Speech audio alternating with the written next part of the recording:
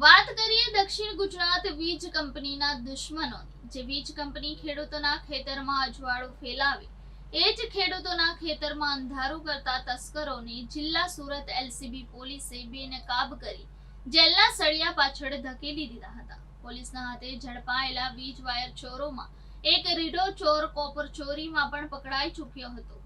જો અમારો વિશેષ અહેવાલ વીજ કંપનીના દુશ્મન બેનકાબ. કામરેજ પોલીસના જાપ્તામાં ઉભેલા આ 6 ઈસમો દક્ષિણ ગુજરાત વીજ કંપનીના દુશ્મનો છે. આ તોડકી દિવસે ખેતરોમાં બાઇક લઈને રેકી કરતી અને રાત્રિ આખી ટીમ વીજપોલ પરથી જીવંત વાયરની ચોરી કરી રાતના અંધારામાં ગાયબ થઈ જતા હતા. છેલ્લા કેટલાક સમયથી સુરત ગ્રામ્ય વિસ્તારમાં આ ટોળકીએ હાહાકાર મચાવ્યો હતો. જોકે ચોરીનો ઉપદ્રવ વધતા સુરત જિલ્લા પોલીસ હરકતમાં આવી અને પોલીસે અલગ અલગ ટીમો બનાવી કામે લાગી અને પોલીસ ગિરફ્તમાં 2 ચોર ઝડપાયા અને તેમની પૂછપરછ કરતા 4 રિસીવર નામના નામ ખુલ્યા અને પોલીસે ગણતરીના કલાકોમાં 4 રિસીવરને પણ ઝડપી પાડી જેલ ભેગા કરી દીધા હતા.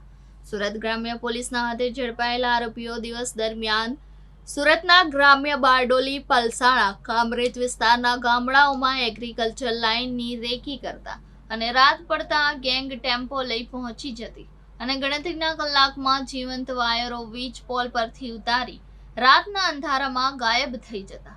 તસ્કરો સુરતના પલસાણા, બારડોલી, કામરેજ તાલુકાની ખેતરાડીમાંથી ચોરેલા વીજ વાયરો નનસાદ ગામની હદમાં પપ્પુનાથ યોગીની ભંગારની દુકાનમાં છુપાવ્યા હતા અને પારસમલ મારવાડીને બોલાવી ચોરેલો માલ સગે વગે કરતી વેળાએ પોલીસે ઝડપી પાડ્યા હતા.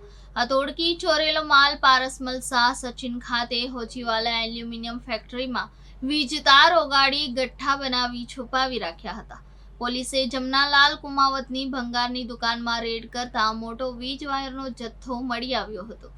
પોલીસે 36.24 લાખના મુદ્દા માલ સાથે 6 ને ઝડપી પાડ્યા હતા. સુરત ગ્રામ્ય પોલીસના હાથે ઝડપાયેલા 6 આરોપીઓને કામરેજ પોલીસને સોંપવામાં આવ્યા છે. હાલ કામરેજ પોલીસે વધુ તપાસ હાથ ધરી છે. જોકે એક વાત ચોક્કસ છે કે જિલ્લામાં આજે પણ સામાન્ય જનતાને તસ્કર શાસનનો અનુભવ થઈ રહ્યો છે.